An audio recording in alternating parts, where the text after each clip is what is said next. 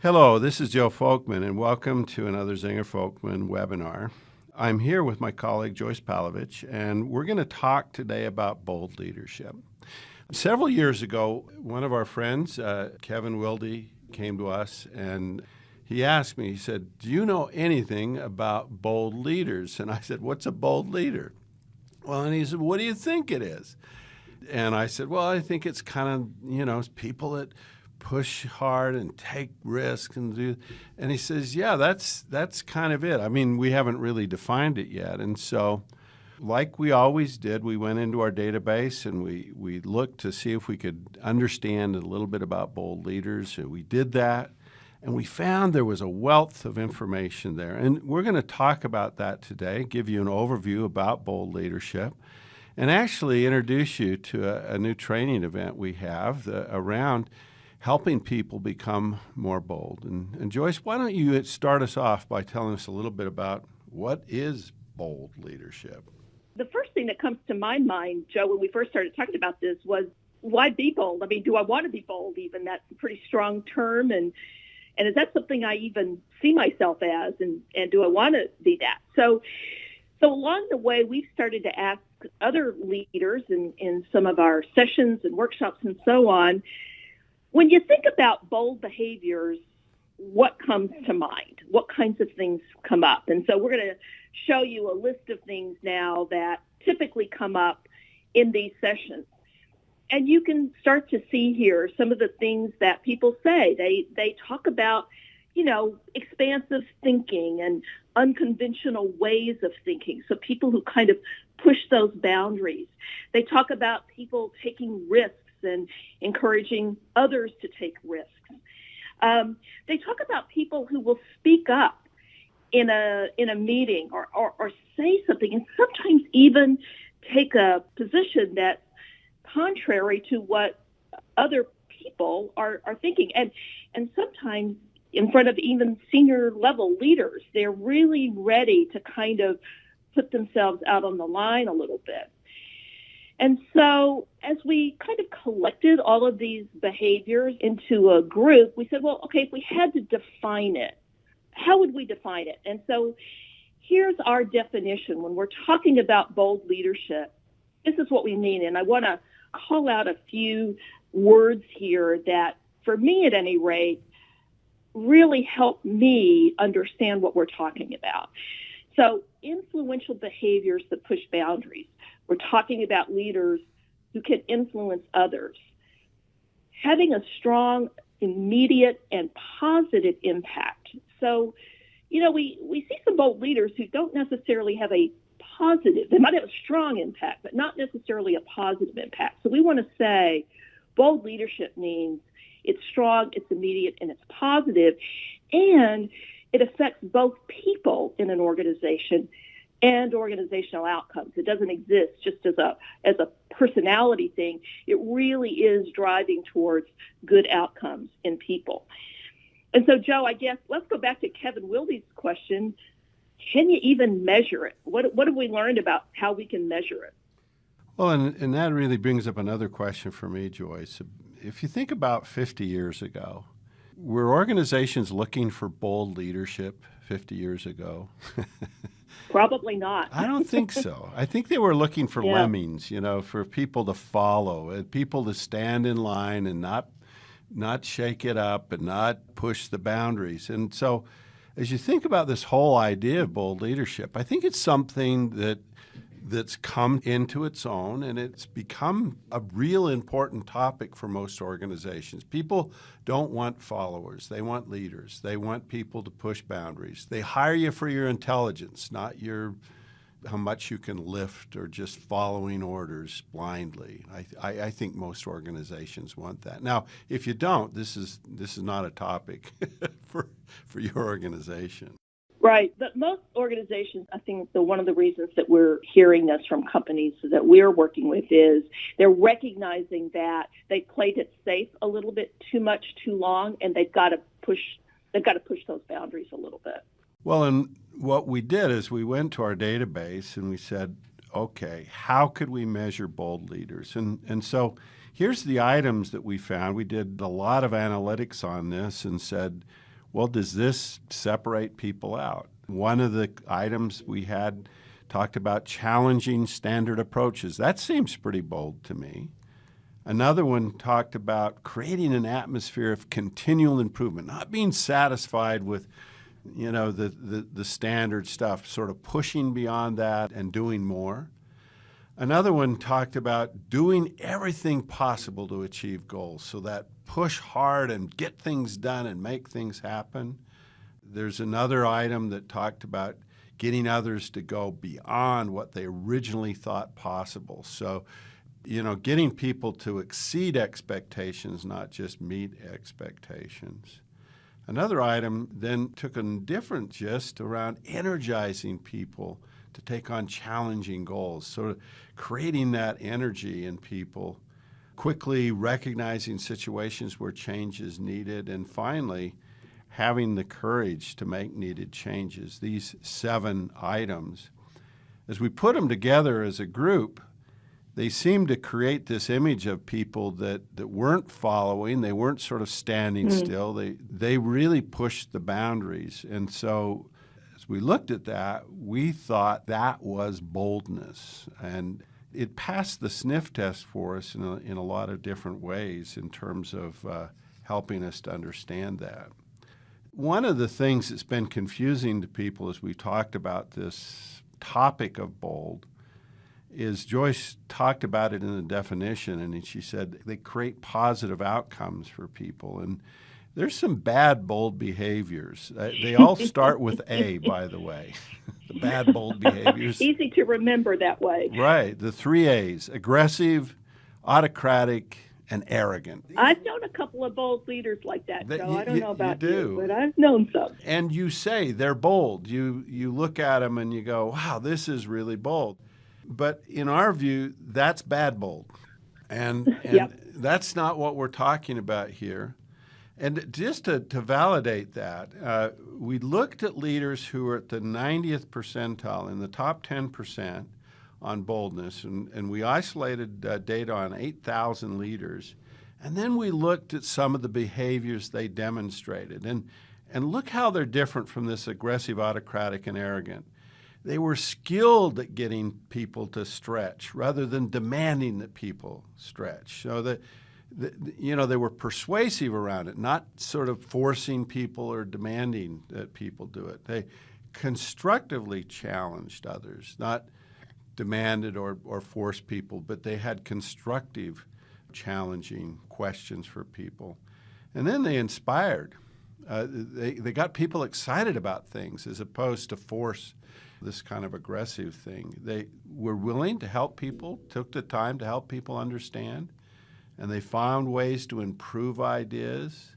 So as you think about it, and you have this notion of boldness and you think that's aggressive, autocratic, and arrogant, well, that's not what we're talking about when we talk about bold. We're talking about these good behaviors and this positive impact. But those 7 items that I described on the previous page really described these bold behaviors. So that's the difference there. Yeah, and Joe, it's getting at those positive outcomes. It's getting at both people and organizational outcomes. And I think it really is important to define our terms that way so that people get what it is and what it isn't. Well, and it makes a huge difference because when we looked at boldness and then we looked at overall leadership effectiveness, we found that inevitably there was this incredible correlation between how bold a person was and how effective they were as a leader. And you can see the graphic right here that shows you the correlation. Leaders who were rated as bold were also rated as more effective in terms of their overall leadership effectiveness, a super strong correlation. And then the next question would be, well, what would it be like to work for a bold leader? Would you like it or would you hate it? And as you look here and look at how we, again, measured boldness in leaders, people loved it. People that worked for a leader who wasn't very bold, first to the 9th percentile, you can see that the engagement, that overall leader, the engagement they created in their direct reports, and that satisfaction with the organization, with this place to work, and their willingness to do more, and their sense of confidence that we'd accomplish our goals, was at about the 24th percentile. But again, the really bold leaders, those that were highest on their boldness, they had engagement at the 80th percentile. So there's a strong correlation there. And then we looked at your desire to leave the organization. Again, people wanted to leave leaders who weren't very bold. They didn't challenge. They kind of sat back. And you can see that only about 10% of people thought about leaving leaders that were more bold. And so that's a good indication, a positive indication. This last graph, which I think is incredibly telling, is about discretionary effort. And every person, every employee, every day, they make a decision when they come to work. Am I going to do the minimum amount possible, a little bit more than that? Or am I going to give you all my energy, all my effort? Am I going to pour every ounce of energy into my work? There's tremendous value for that, because if you have the people that do only the minimum and somebody that does 2 times the work, that's 2 times the value. Mm-hmm. And these are the people that are willing to give more. Joyce? I'm just going to say, I'm looking at this, and one of the things that's also striking to me is, if I say, look, how great would it be if I had, if I've got 10 people reporting to me or 8 people reporting to me, if most of those people are really putting in discretionary effort, that really does change what we can accomplish. And what's striking here is if I look at the people in the top 20% of bold leadership of their profile, mm-hmm. they're really getting more than half of their people to kind of go that extra mile and do that discretionary effort. That's pretty compelling. That bold profile really has that kind of impact. And again, when over half the group is willing to do more, it really changes the dynamic for the rest. Because it's like, well, I guess I better keep up. If it's only about 14%, it's like, well, they're an oddball. So yeah, why should I do anything? Nobody else is. Yeah, so you get that exception to the rule, and really this shows you this fascinating characteristic. I often talk to people and say, how many of you have a little more work to do than you can get done? And as a manager, and everybody raises their hands, how would you like some help? Well, this is a great way to get help. So yeah, as you look across these 3 studies, it's clear that there's a real positive impact, both in terms of your leadership effectiveness, engagement, percentage of people that think about quitting, and discretionary effort for being more bold. One of the things that, we come up against a lot of time in our work is people say to us, well, I don't know if I'm a leader. I don't know if this applies to me because I don't have people working for me. Maybe I'm not running a line of business. Is there an impact on me that I should be paying attention to, even if I'm not leading a team of people and needing high levels of employee commitment, some of these things we were looking at? So we were able to do another couple of studies that we want to share with everyone today. So we were able to look at a group of individuals where we had their bold leadership profile, and this is one organization. We were able to compare that to their ratings in terms of their high potentials. And so what we see here is when we look at the top 10% in terms of their bold leadership profile, 36% of those individuals were also rated as having high potential. So we can see that there is this correlation between having a high, bold leadership profile and the likelihood that you're going to be rated as somebody with high potential. You're just standing out a bit more, and people are seeing that you've got the ability to take the organization forward in positive ways. Yeah, Joyce, when you think about, they're saying who has the capacity to really make a bigger contribution around here. Right. One of those Yeah. characteristics that really obviously stands out is, well, are they bold or are they timid? And, it's still possible, I guess. There's only a 5% chance if you're at the bottom 10% on boldness that you'll be seen as a high potential, but a lot better chance if you're in the top 10%. Yeah, and if you think about, I mean, it kind of stands to reason, doesn't it? When you're looking at for people who can have the potential to take the organization forward, you want those people who are thinking positively. They're thinking outside the box. They're taking some risks. That's kind of what you want in your hypos. Absolutely. The other interesting thing here is that we've got some data that says it's not just about leaders who have positions, titles, teams of people working for them. It also applies to individual contributors. We have a 360 survey that we use only with individual contributors, and you can see here, this is almost 6,000 professionals in this database. And we were able to compare their bold leadership profile and where they stood in terms of bold leadership with their managers' performance ratings on them. And this, to me, is just a real strong set of data, because it's showing us that the folks in this database who were rated in the top quartile, the top 25% of boldness, they were also in the top 20% in terms of their performance ratings. I don't know, Joe, do you see that kind of a correlation very often? That just seems so strong to me. It's huge. And as you think about if you're in a job and you want to be rated as being a high performer, this characteristic of bold can help you a lot. Yeah. So let's kind of summarize what we've covered here. We've looked at a lot of data, and I think we just want to, there's real simple key takeaways. One is improving your boldness will have an impact on your overall leadership effectiveness. So if you are someone who's leading groups, leading teams, is seen as a leader in the organization, this is worthwhile paying attention to.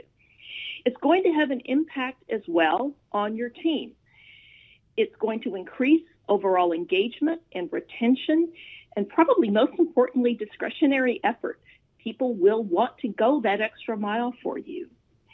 And if you're someone who is at a stage in your career where you're thinking about you want to contribute more, you want to grow more in your career, this idea of bold leadership would be a really good place to start, because it's going to improve your career mobility chances. So we've talked about all of this, and I guess, Joe, one of the interesting things that we can do because of the data that we have is we can say, well, is this true in the U.S.? Are there some geographical differences? And, I'm often interested in, are there gender differences, are there age differences, or level differences? So let's take us down another level of detail in terms of what we've learned about bold leadership. Well, and so it's interesting if you look at geographies and regions of the world and look at boldness, you can see here on this chart that the U.S. has about 34% bold. The second most boldest region is Asia, which is pretty surprising to some people because they go, really? Well, it depends on where you are in Asia, because actually in China is 38% bold, okay? Okay. South Korea is 24%, and Hong Kong's about 15 or 16%.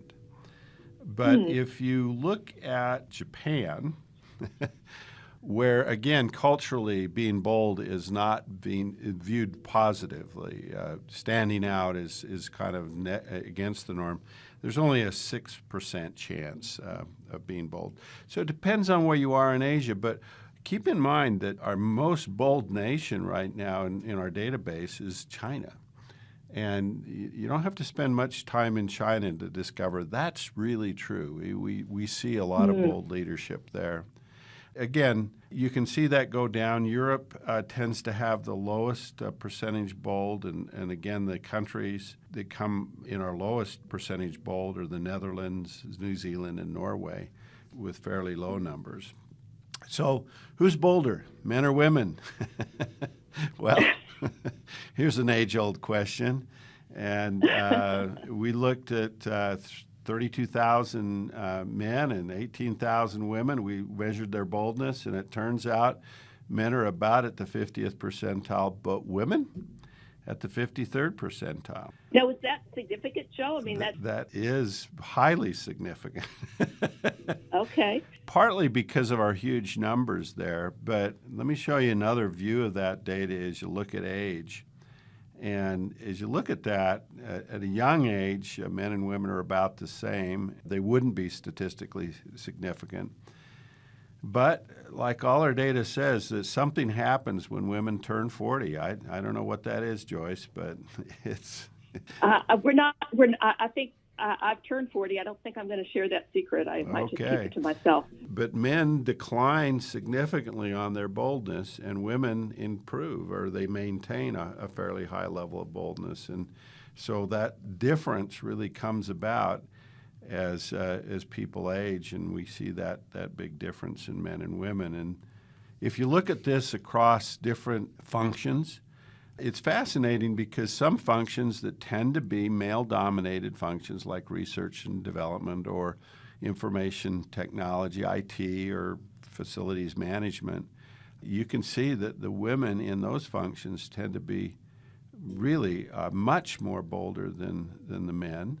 And you can also look at this graph and not look at the difference between men and women, but the functions where boldness is stronger, and you can see some of the less bold functions such as admin or clerical and HR, engineering, and some of the really bold functions like sales and customer service, which you would have guessed that salespeople would be bolder. That's part of a sales. General management is pretty bold, and so you see those differences there. Another interesting thing is to say, well, what about top management? Who's bolder as you look at those management levels? And again, what's interesting, again, by gender, is that women are bolder in top management, senior management, middle management, but not as supervisors. But you also look at the boldness scores there, and you can see that the bold scores, that supervisors tend to be a little bit bolder. That's a fascinating thing. A lot of top management appear to be very bold, but I think, do you think that's just cautiousness, Joyce, as people? Yeah, I don't know. I think you're a lot more willing to try new things, perhaps, at that supervisory level. You'll take some risks that you might not take as you get into more senior levels of leadership. I mean, it's funny, isn't it? You have more permission to take risks, but you might be less likely. And maybe you've learned some things along the way, too, Maybe you've learned some things that maybe don't work out so well, and so your judgment kicks in a little bit stronger. I don't know. It is interesting though, and I guess it says if you want to start somewhere in the organization with finding your bold leaders, you'll look at your supervisory level. Well, and again, when Kevin came to us with this initial request, he was talking about the senior management where they needed those bold leaders and not that cautious go with the flow leaders. So that's And I would say when we're talking with clients about this topic and they actually have a problem, meaning they've got a need to be bolder, it usually is in those certainly middle manager ranks and senior manager ranks. That's where the pain is for a lot of organizations. And for a lot of these people, I'm not sure that they're aware that they're not perceived as extremely bold. Well, Joyce, can anybody be bold? Oh, yeah. I guess the first question is, can you be too bold? Yeah. It's starting to sound like a really good thing, but, somewhere in the back of my mind, I'm thinking, okay, I've seen some bold leaders who were not as successful as what we might want to talk about. And so, we started to look at, is bold a kind of a one dish meal, or is it better served alongside some other things? One of the interesting things we can look at is just the interplay between having sound judgment and having a bold approach. And so we do this a lot. We look at one thing in isolation and say, well, if sound judgment is a strength, but a bold approach is not one of my strengths, probability of me being an extraordinary leader is a whopping 1%. Sound judgment just in and of itself is not going to get me where I want to go. But if we say, well, what if I have boldness, but I don't have sound judgment, it's a little bit higher. Your likelihood goes up to 4%, but not a lot higher. And it raises this question, well, why does a bold leader with poor judgment have a low probability of being extraordinary? Well, duh. They probably are getting people or wanting people to go where you go, you'd be crazy to do that. No sane person would want to do that. So, Joe, tell us a little bit more about, you actually looked into this. You kind of got very curious about this. And what did you find? We see this a lot in our data because people come to the assumption when they see that there's only a 4% chance that they say, well, wonder if the leader were less bold. Would that increase the probability of them being extraordinary? I mean, if you backed off on the boldness, would it help? And intuitively, you think it might help. But it turns out if you look at somebody who's got sound judgment, but just is above average at bold. Now, in the previous example, we looked at people at the top quartile. So if you just reduce the boldness, does it increase the probability? And the answer is no. It goes from 4% to 0.1%. So being less bold doesn't help. That doesn't help. Yeah, it's not about ratcheting that down. It's probably more about bringing some powerful combinations together, isn't it? Yeah. So what we want to share now is we found three areas to kind of combine with a bold approach. One is certainly sound judgment. If you're in the top quartile, top 25% of both of those, all of a sudden the likelihood of you being an extraordinary leader comes up to 95%. That is a very powerful combination. It's not the only powerful combination. There are a couple of others that we want to share with you. One is if you can bring strategic vision and boldness together, that's a powerful combination. Likelihood of you being an extraordinary leader, top 10%, is 97%. And then the third one is relationships. I've certainly seen some leaders who I would think of are bold, but they leave people almost kind of flat on the ground in their wake because they neglect the kind of they're moving so far so fast they neglect the positive relationships. So when we see leaders who can do both relationship building well and have a bold approach, 91% likelihood of being an extraordinary leader. So we know that there are some really powerful combinations, and to summarize that, those three are sound judgment, strategic vision, positive relationships.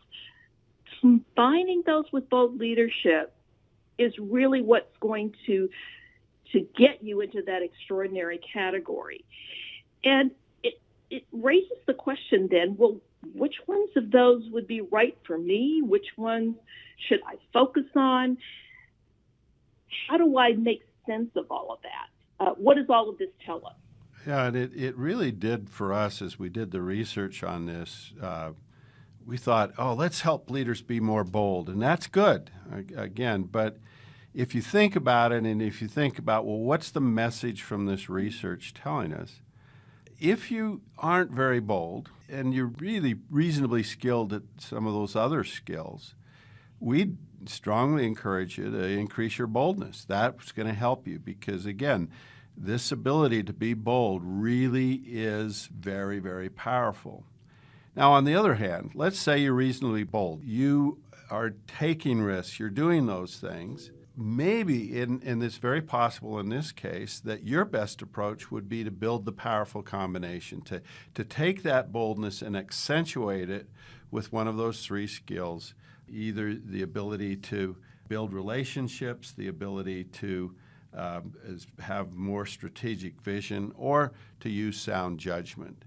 And so as we've taken people through this training here, what we've done is encouraged them to sort of think about where you are in your boldness and where are you on these other skills.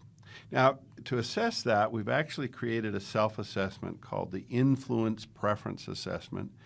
And what this does is it measures your preference for boldness, your preference for strategic decisions, your preference for sound judgment, and your preference for building positive relationships. And this can help you think about where you are on your boldness, where you are on these other three attributes. And we use it in the training. At the end of this webinar here, we're going to give you a link where you can actually do this self-assessment and gather some data on yourself and kind of give you a sense about where you are in terms of your boldness. Yeah, and it really does help you understand, what do I need to lean into more? How do I get that kind of very optimum balance or powerful combination of these things? And Joyce, you were just with a group where you did that assessment. Were people surprised with their feedback? Yeah, they were surprised with their feedback, and they were some of them were not surprised so much with their individual feedback, but this was an intact team, and they were very surprised at their collective feedback. Ah. And we do some interesting things to make that visible so that people can kind of see. And for especially, I think, for teams of folks, it gives them some real insight into where they have strengths as a team and where they might be lacking as a team in terms of being bold as a group and tackling the kinds of things they have to tackle. And yeah, sometimes people are surprised about, wow, I really thought I was bolder than that. And actually, if I tell on myself, that happened to me. I think of myself as a pretty bold person, but I realized when I took the assessment, I could probably ratchet it up a little bit. Well, and that really leads us to the next question. How do you do that? How do you become without being bolder? a jerk? Yeah, without being a jerk. Because it's easy. Now, if you think about it, when we've asked groups of people, we said, well, okay, let's say you wanted to be more bold, what would you do? And some people said, well, be more pushy. That's nice. How about this? Be spontaneous. Oh, we're going to shift directions. We're going to go over here. Or don't ask for input. Just boldly go, just right? And the last one is do the unexpected. Well, those things actually, maybe it creates that perception of boldness, but it makes you also look like a jerk. And as you think about that, that doesn't work. Those things don't work. What we did is we explored how people can become bolder and what the process is. And to do this, we have this idea of cross-training. As you think about cross-training, the insight here is when building strengths, oftentimes the best approach is to build around them. And the example of that would be an Olympic swimmer. They become better at swimming by swimming a lot, but they also, some of them box. Oftentimes they lift weights. They'll do jiu-jitsu or other things like that. These companion behaviors, these cross-training behaviors, actually help people to swim faster. And we wondered if there was something similar to that in terms of leadership, if there were cross-training ideas, if there were ways that you could become bolder without, becoming a jerk. And so what we did is we looked at a database. This is, I believe, 50,000 people. And we found these 8 companion behaviors that helped a person move from good to great. And we're going to talk about these 8 behaviors. And what we'd like you to do on the webinar, if you're one of those people that think, gosh, I'd like to be more bold, I'd like you to think about choosing 1 or 2 of these behaviors. And these, actually, we've done the research, and we know that if people can improve the companion behaviors, the competency you're trying to improve actually goes up. And we've demonstrated this. We have proof and evidence that this works. So let me talk about the first 2. The first one is drives for results. And again, nothing helps you demonstrate your boldness better than just delivering results with bringing home the bacon or the lettuce if you're a vegetarian. But, well, maybe not lettuce. Kale. Broccoli? Broccoli, kale, yeah. Kale. That's definitely the bold move there. But if you think about a timid leader, they resist taking on challenges. They kind of deliver just kind of what they have to. But bold leaders are willing to take on challenges and willing to ask the team to do more. Now, again, a great way to demonstrate boldness is to really get the results that people are asking for, and maybe to even go beyond that. And again, the insight here is if you can get others to raise the bar, invite each member of your team to propose 2 game-changing goals that would go beyond what's expected, that would do more. So, one way to become bolder, deliver results. The second way, and we'll call this first way the push, is about the pull. And the second way is to inspire others. So the first way is to push harder. The second way is to pull more. And by being inspiring, it's a different way of being more bold. And again, timid leaders are an emotional wasteland. They don't connect to people, and they don't connect people to what we're trying to do at work. But bold leaders find a way to always inspire and motivate others. They get people excited about stretching for goals. And, you know, the insight here, the developmental suggestion would be to convey your passion and commitment about the work you're doing to others. And you're the strongest force in creating a high level of engagement and commitment within your people. We did a little research on this to kind of demonstrate the impact of doing one or the other or both of these. And so we looked at boldness, and we looked at if you didn't have a strength in either inspires or drives for results, your boldness percentile would be at about the 35th percentile. But if you have a strength in results, if you're at the 75th percentile in results, your boldness percentile went up to the 68th percentile. Now, if you had a strength in inspires but not results, your boldness would go up to the 73rd percentile. But if you did both, if you were both pushing and pulling, if you did both together, it goes up to the 90th percentile, your boldness. And so our insight here about push and pull is do both. And I was talking to a new leader the other day at dinner, and he'd just become a supervisor of a group, and he says, boy, you know, I'm really good at inspiring, but I'm finding that if I don't sort of hold people accountable and remind people of their goals and then tell them, we've got to hit this number, because that's what my boss is doing to me, they're not coming through. And I gave him this research that said, really, the best leaders do both. They push hard and they pull hard. So that's our first 2 suggestions. Joyce, what's number 3? Yeah. So number 3 is innovation. And, you know, what I love about, I really appreciate about these companion behaviors is that there are multiple ways to get to this bold approach. And so here's another one. Timid leaders kind of sit around and go, well, if it's not broke, let's not fix it. Let's just let things kind of go along. Bold leaders are almost constantly asking the question, can we do this better? Is there another way we can do this? And I would say they not only ask it of themselves, they encourage their teams to think of new ways. They don't poo-poo ideas. They allow people to kind of come up with new ways. So our insight here is ask challenging questions. Ask the question, is there a better way to do this?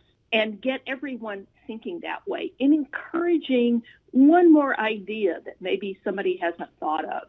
Great way to improve things and then keep moving forward boldly.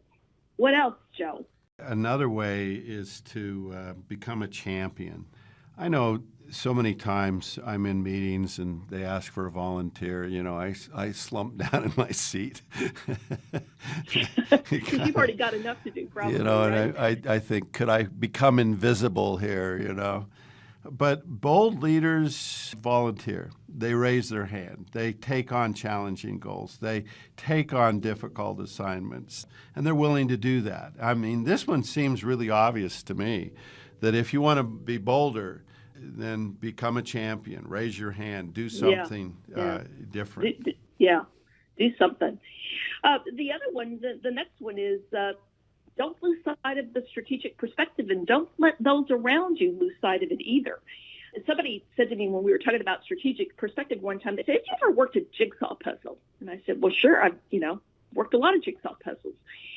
And they said, "Well, if you think about it, when you first start working the jigsaw puzzle, how many times do you look at the picture that's on the box to keep you on track with how you're working the puzzle and where the pieces all fit together?"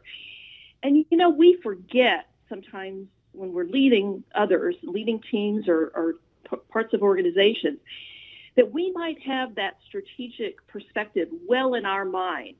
But we've got to be the picture on the jigsaw puzzle box that helps people continue to see, here's where we're headed. We're working out. You've got this little piece of the puzzle, but we're working this through towards this picture that's on the front. And just kind of being relentless at looking at that picture and putting it before people all of the time. I love that analogy, Joyce. That is brilliant. And the next one, again, and you don't have to be great at all of these, but it's the external focus. It's focusing on what's going on around us and what other people are doing. So often we get so tied up in, the frustrations, the issues, just what's going on in your organization, that you never look outside the organization and say, what's going on outside of us? What's happening in the global economy? What are other organizations doing? What are competitors doing? People that look outside their organization, they tend to be viewed as more bold. And they're bringing that information in. They're saying, look at what these people are doing. So, again, the suggestion is read, study, ask questions about what's going outside your organization, and that will help you to be bolder. Yeah, and then the next one is kind of like an add-on to that. Communicate it. We talk about you learn new things, and you could be out there looking at the outside world, but do you assume that everybody else around you knows what's going on, or they don't need any additional information? That would be the more timid side of the equation, whereas bold leaders are actually proactive. They're looking for opportunities to communicate. They're putting themselves in the seat of the audience and saying, well, if I didn't know the whole picture, what would I need to know? What would help me? And then obviously it's not just telling, it's listening for input. It's really being that strong. Again, I kind of come back to that push-pull, but in terms of communication, I'm generous with what I know, and I'm also generous with my attention and how I really seek to get input from others, find out what they're thinking. And then I guess we just got one more, right? Right. This last one here really talks about taking initiative. So often we do what is expected. We do what we're supposed to do. We follow orders. But bold leaders are quick to act when they see problems, they see issues, they see things happening outside of their span of control. They jump up and really respond quickly. And again, there's this great opportunity to look for opportunities beyond what is expected and do some things now, make a difference. Now, as you think about all these things, what we found in our research is you don't have to be great at all these companion behaviors to be better and to be more bold. Pick a couple, pick one. If you can make progress on any one of these, it's going to help your perception, the perception of boldness. Now, if you ask me what the easiest one would be, this will be a good test for us, Joyce. Which one is the easiest one to move? I'd pick communication.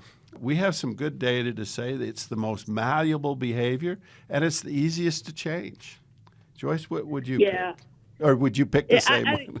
I'd agree with that. I think most of the time we don't communicate prolifically, as we don't communicate as much as we should, and we don't put it in terms that are tangible and relevant for the people who are our audiences. And I think that is a one that I would say is a really good one to start with. If you want to start with something and just start doing something. That's what you always say, Joe. Just do something. Do something. Now, if you want to impress your boss, which one would you choose? I know my boss, and it drives for results. Sure. I know my boss too. But actually, we don't. It's that's not our boss, but it's everybody's bosses, because that's the number one, highest chosen, most important item for bosses. Is deliver, get done what you said you're going to do. That's a great one. But they're all good. They'll all work, and they'll all make a difference. So if you'd like more information on this, we're going to talk to you about that, and we'll show you what we do in the training, because we actually give you some real specific suggestions about what you can do and how you can improve these things. Here's our insight here. Now, no matter where you are in terms of your boldness, even a modest change, going from the first to the 9th percentile to the 50th, so going from sort of not very bold at all to average, really increases your leadership effectiveness substantially. So you can have a dramatic impact by even making a little difference in terms of how bold you are. So we hope we've given you some really good food for thought. For those of you who might be interested in finding out which of these areas in terms of judgment and building relationships, strategic vision, and your bold approach, kind of where you lean most heavily, we'd love to have you take our influence preference assessment.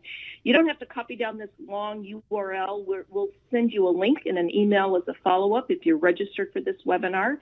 And you can always contact us if you have a particular challenge that you would like to chat to us about. We would be very happy to speak with you. We deliver this material usually in a 4-hour workshop, often to intact teams where we can really get into very specific challenges. Most people walk away with some real insight into themselves and, more importantly, a plan to be better. So we would love to hear from you if this is an area of interest to you, and we'd certainly invite you to take the self-assessment so you can find out more about yourself. And with that, I guess we just want to leave you with this very kind of profound statement. Doors are open to those who are bold enough to knock. And we believe very much that improving our overall bold leadership as leaders is something that is going to create opportunities for ourselves, for our team members, and for our organization. So we thank you for listening to this webinar and for being with us.